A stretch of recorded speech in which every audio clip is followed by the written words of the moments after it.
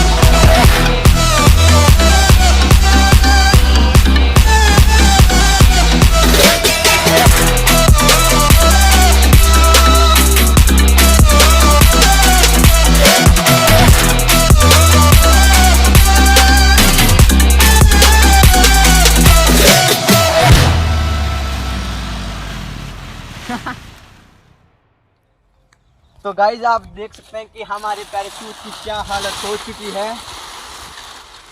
ये जगह जगह से फट भी चुका है।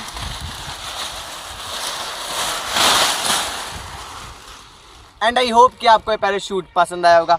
लेकिन गाइज ये आप आसपास या फिर घर पे करने की कोशिश मत करना, क्योंकि इसकी रस्सी इतनी खतरनाक है कि एक बार आपके गले में फंस जाए तो आपकी जान भी ले सकती है।